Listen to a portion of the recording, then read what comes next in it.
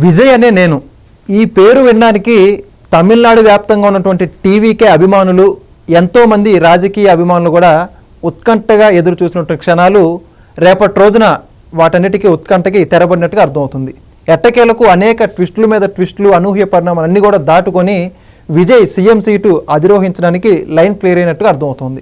మా అసలుకైతే ఇదే అంశం గురించి పూర్తి విషయాలు తెలుసుకోవడానికి మనతో పాటు ఉన్నారు సీనియర్ జర్నలిస్ట్ సత్యమూర్తి గారు. సార్ నమస్కారం అండి. నమస్కారం అండి. సార్ నిజంగా సినిమాల్లో నుంచి రాజకీయాల్లోకి వచ్చిన విజయ్కి మాత్రం రాజకీయాల్లో కూడా ఏదైతే గెలిచిన తర్వాత సినిమాల్లో లేని ట్విస్టులు మే 4వ తారీఖు నుంచి ఈరోజు 9వ తారీఖు వరకు దాదాపు ఎన్నో ఊహాగానాలు, ఎన్నో పరిణామాలన్నింటినీ దాటుకొని మద్దతు వస్తుంది, రావట్లేదని చెప్పేసి రోజుకు ఒక ట్విస్ట్ అండి. గవర్నర్ దగ్గరికి వెళ్ళడం, రావడం. అయితే ఎట్టకేలకు సీఎం సీటు అధిరోహించడానికి అన్ని పార్టీల మద్దతు, కావాల్సిన మెజార్టీ ఫిగర్ వచ్చిందని వార్తలు అయితే వస్తున్నాయి. ఇంకేమన్నా అడ్డంకులు ఉన్నాయంటారు, ఇక క్లియర్ అయిపోయిందంటారు? మీ మాటలు ఏమంటారు? ఇప్పటి వరకు జరిగిన పరిణామాలు చూస్తే తలపతి విజయ్కి ఎట్లా ఉందో కానీ మొత్తం మన దేశ ప్రజలందరికీ మాత్రం ఒక టెన్షన్ వచ్చింది. దేశంలో చాలామంది దర్ ఈగర్లీ వెయిటింగ్. ఎందుకు విజయ్ ముఖ్యమంత్రి కావాలని అందరికీ ఉంది, కానీ మనందరికీ ఓట్లు ఉండవు కదా. అదే కదా, తమిళనాడు ఎమ్మెల్యేలకే ఉంటాయి. మరి ఆ ఎమ్మెల్యేలు ఇండియన్ ముస్లిం లీగ్, యునైటెడ్ ముస్లిం లీగ్ అని ఒక పార్టీ ఉంది. అది ముస్లిం పార్టీ. విజయ్ ఏం చెప్తున్నాడంటే మొదటి నుంచి చెప్తున్నది నేను బీజేపీ తోటి కలవను అని చెప్తూ ఉన్నాడు. మరి ముస్లిం పార్టీకి 2 ఉన్నారు మెంబర్లు. వీళ్ళు సపోర్ట్ చేయడానికి ఏంటి అడ్డంకి? విజయ్ నేను యాంటీ బీజేపీ అని చెప్తున్నాడు కదా, కాంగ్రెస్తో కలిసి ఉన్నాడు కదా. మరి ఈ ముస్లిం పార్టీకి ఏంటి అభ్యంతరం ఏంటి? ఇది ఒక పెద్ద క్వశ్చన్ మార్క్. ఇంకొకటి వీసీకే పార్టీ, వీసీకే ఉంది కదా, ఈ వీసీకే పార్టీ ఒకరోజు కలుస్తానని చెప్పింది, ఒకరోజు కలవనని చెప్పింది. ఒకరోజు వెళ్ళి స్టాలిన్ని కలిసి వచ్చింది. స్టాలిన్తో మాట్లాడి వచ్చిన తర్వాత మేము కలవట్లేదని చెప్పింది, మేము మద్దతు ఇవ్వమని చెప్పింది. ఈ వీసీకే అనేది దళిత్ బేస్డ్ పార్టీ. అంటే అందులో అందరూ దళితులే ఉంటారు, దళితులు ఓట్లే వస్తాయి వాళ్ళకి, వాళ్ళు గెలుస్తూ ఉంటారు. మరి దళిత్ మైనారిటీకి సంబంధించిన ఓట్లతోటి గెలిచిన వాళ్ళు మరి విజయ్ తోటి కలవటానికి ఏంటి అభ్యంతరం? ఎందుకు అభ్యంతరం? It is another question mark. విజయ్కి కాంగ్రెస్ పార్టీ ముందర మద్దతు ప్రకటించింది. విజయ్కి రాజకీయ అనుభవం లేకపోవటం వల్ల కాంగ్రెస్ పార్టీని ఫస్ట్ కలుపుకున్నాడు.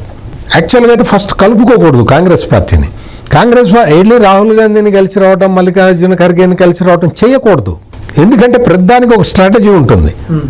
కాంగ్రెస్తో మాట్లాడుకున్నావు, వాళ్ళు చెప్పారు, బేషరతుగా మద్దతు ప్రకటించారు. ఓకే, వెరీ గుడ్, మీరు ఉండండి సార్, నేను మళ్ళీ వచ్చి చెప్తాను, ఇంకా మెజార్టీ కావాలి కదా, మీకుంది 5గురే కదా అనే ఆప్షన్ పెట్టుకొని రావాల్సింది. కానీ విజయ్ ఏం చేశాడు? Is not a politician, first time పైగా. అందుకని అతనికి ఏం చేయాలో అర్థం కాక కాంగ్రెస్ దగ్గరికి వెళ్ళి కలిసేశాడు. ఎప్పుడైతే కాంగ్రెస్ డివైడ్ అయిపోయిందో డిఎంకే కూటమి నుంచి కాంగ్రెస్ డివైడ్ అయిపోయిన తర్వాత డిఎంకే అధినేత స్టాలిన్ పట్టు బీగిచ్చాడు. ఇంకా కూటమి నుంచి ఇంకెవరు బయటికి వెళ్లకుండా అతను మాట్లాడుకోవటం మొదలుపెట్టాడు. దాంతో ఈ చిన్న పార్టీలన్నీ కూడా, డిఎంకేలో ఉన్న చిన్న పార్టీల వాళ్ళు బయటికి వెళ్ళటానికి సాహసించాల. ఎందుకు? స్టాలిన్ని వదిలిపెట్టి రావటం మరి అంత సేఫా మనకి కాదా అన్న ఆలోచనలో పడిపోయారు అందరూ. స్టాలిన్ ఇప్పటికీ పెద్ద పార్టీ అని అందరూ అనుకుంటున్నారు. స్టాలిన్ని కొట్టి విజయ్ వచ్చాడనే విషయం అది వాస్తవం అయినా కానీ దాన్ని జీర్ణించుకోలేకపోతున్నారు అందరూ, చాలామంది. సో అందుకని విజయ్ తోటి రావటానికి వీళ్ళందరూ ఇబ్బంది పడ్డారు. ఇప్పుడు కాంగ్రెస్ పార్టీకి ఏమైంది? దేశవ్యాప్తంగా పరువు పోయే పరిస్థితి వచ్చింది. కాంగ్రెస్ పార్టీ సపోర్ట్ చేయటం వల్ల విజయ్ ముఖ్యమంత్రి కాలేకపోయాడు అనేది వస్తే ఎంత దెబ్బ! కాంగ్రెస్ పార్టీకి మొత్తం అసలు ఇప్పటికే లేదు, మొత్తం అంతా భారతదేశం మొత్తం బీజేపీ అట్లా పరుచుకొని కూర్చొని ఉంది అన్ని రాష్ట్రాల్లో. అసాధ్యం అనుకున్న వెస్ట్ బెంగాల్ను కూడా ఆక్రమించేసింది బీజేపీ. అందుకని ఇప్పుడు ఈ జంక్చర్లో కాంగ్రెస్ మద్దతు ఇచ్చిన పార్టీ అధికారంలో కూర్చోలేకపోయింది అంటే అసలు మొత్తం రాహుల్ గాంధీ తల దించుకొని పక్కకి జరిగిపోవాల్సిన పరిస్థితి ఉన్నాయి ఇప్పుడు. అందుకని కాంగ్రెస్ పార్టీకి ఇది ప్రెస్టీజియస్ పాయింట్ అయిపోయింది. ఎట్లయినా విజయ్ని గెలిపించాల్సిన బాధ్యత కాంగ్రెస్ మీద పడ్డది. ఏదో ఒక విధంగా గెలిపించాలి ఈ పిల్లాడిని అనేది వాళ్ళకి మోరల్ ఆబ్లిగేషన్ అయిపోయింది. అంతే, జాతీయ పార్టీ. దాంతో వాళ్ళు ఏం చేశారు అంటే కర్ణాటక డిప్యూటీ సీఎం డికే శివకుమార్ని, ఆయా నువ్వు వెళ్ళి కొంచెం సెట్ చేసి రాబు, నువ్వు బెంగళూరులో ఏం చేస్తావు, చెన్నై పో అని పంపించారు. ఎప్పుడైతే శివకుమార్ చెన్నై వెళ్ళాడో అప్పుడు ఈ డిఎంకే గ్రూప్ అంతా కలిసి శివకుమార్ది ఒక పాత వీడియోని సర్క్యులేట్ చేయడం మొదలుపెట్టింది. ఆ పాత వీడియో ఏంటి అంటే విజయ్ ఎలక్షన్లో దిగుతున్నప్పుడు దిగి యాక్చువల్గా డిఎంకే కూటమికి వ్యతిరేకంగా ప్రచారం చేశాడు కదా. డిఎంకే కూటమిలో కాంగ్రెస్ కూడా ఉంది కదా. విజయ్ కాంగ్రెస్ను కూడా తిట్టాడు కదా. ఆ టైంలో డికే శివకుమార్ చెన్నై వెళ్ళి ఈ పిల్లగాడికి ఏం తెలుసు రాజకీయం, అసలు ఇతను మేము నలిపి ఏదో చెప్పాడు. అంటే విజయ్కి వ్యతిరేకంగా కామెంట్లు చేశాడు మొన్న. అప్పుడు పొత్తులో డిఎంకేతో పొత్తులో ఉన్నారు. ఆ పొత్తులో భాగంగా శివకుమార్ చేసిన కామెంట్లని డిఎంకే కట్ చేసి వైరల్ చేసింది. ఎప్పుడైతే రాహుల్ గాంధీ శివకుమార్కి చెప్పాడో నువ్వు వెళ్ళి సెట్ చేయమని డిఎంకే ఈ పని మొదలుపెట్టింది. సో అతను బయటికి రాలేడు, చెప్పుకోలేడు, సమర్థించుకోలేడు. సో అతను అంటే చాప కింద నీరులాగా అతని పని తను చేశాడు. చివరికి ఏమైంది అంటే ఉభయ కమ్యూనిస్టు పార్టీలు కూడా బెట్టు చేసినాయి. అలా మేము డిఎంకే కూటమి నుంచి మేము బయటికి రాము అది ఇదని చెప్పారు. ఆ తర్వాత విజయ్ మాట్లాడాడు వాళ్ళతోటి. It is an opportunity. ప్రతివాడు ఏమంటాడంటే అమిత్ షా రాజకీయం చేస్తున్నాడు, అమిత్ షా రాజకీయం చేస్తున్నాడు అంటాడు. మరి అమిత్ షా రాజకీయం చేయకుండా ఉండటానికి మరి కమ్యూనిస్టులు వచ్చి విజయ్తో కలవచ్చు కదా. నేను ఇందాక చెప్పిన ఆ ముస్లిం లీగ్ వాళ్ళు వచ్చి కలవచ్చు కదా. వీసీకే వచ్చి దళిత్ బేస్ పార్టీ అయిన వీసీకే వచ్చి కలవచ్చు కదా. మీరెందుకు కలవట్లేదు? అంటే మీకు బేరం కుదరలేదా? మీకు బేరం కుదరకపోతే అమిత్ షాని ఎందుకు తిడతారు మీరు?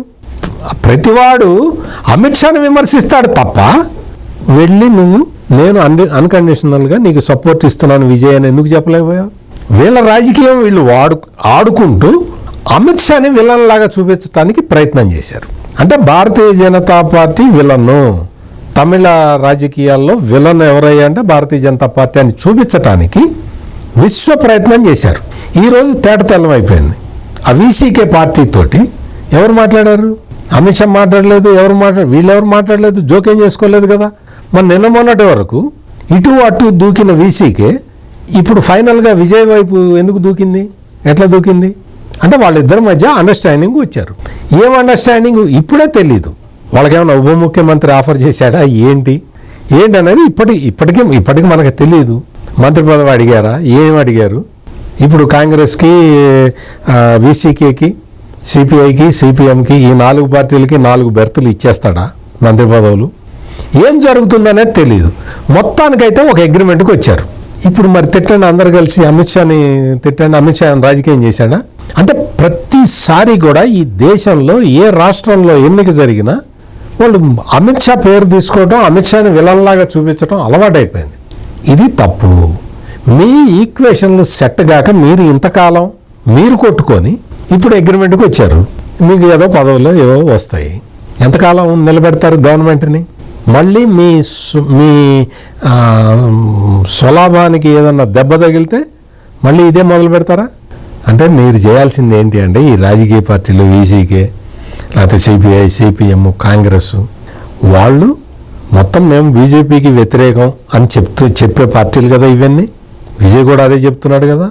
మీరు మీ స్వలాభాన్ని వదులుకొని చేయాల్సిన పనిని మీ స్వలాభంతో ముడిపెట్టుకొని దానికి విలన్గా వేరే వాళ్ళని చూపించద్దు. It is a big lesson to Vijay. ఎందుకు అంటే తనతో చేరిన పార్టీలు ఎంత స్వార్థంతో ఆలోచిస్తాయో ఈ పార్టీకి విజయ్కి అర్థమై ఉండాలి. అందుకని విజయ్ చాలా జాగ్రత్తగా పరిపాలించాల్సిన అవసరం ఉన్నది. కేంద్రంతో సఖ్యత ఉండే అవకాశాన్ని కోల్పోయాడు. అందుకని ఇప్పుడు కేంద్రంతో సఖ్యతగా ఉండలేడు. ఇక్కడ పక్కలో బల్యం ఏఐడిఎంకే, డిఎంకే అట్లాగే ఉన్నాయి. సో అందుకని గవర్నమెంట్ అంటే మళ్ళీ మీరు నేను ఏదైనా చెబితే మళ్ళీ వేణుస్వామి జాతకం చెప్పినట్టు ఉంటుంది. అందుకని నేను అటువంటి ఇవి వ్యాఖ్యలు ఏం చేయకుండా విజయ్ మాత్రం జాగ్రత్తగా ఉండాల్సిన అవసరం ఉన్నది. ఈ స్వార్థపర శక్తులు, స్వార్థ రాజకీయ శక్తులతోటి చుట్టూ ఉన్నారు అందరూ. విజయ్ జాగ్రత్తగా ఉండాల్సింది బీజేపీతో కాదు, గవర్నర్తో కాదు. జాగ్రత్తగా ఉండాల్సింది వీసీకే, కాంగ్రెస్, సిపిఐ, సిపిఎంతో జాగ్రత్తగా ఉండాలి. ఆయన దగ్గర ఉన్న వాళ్ళ దగ్గరే. చాలా చక్కగా చెప్పారు సార్. Thank you. నమస్కారం అండి.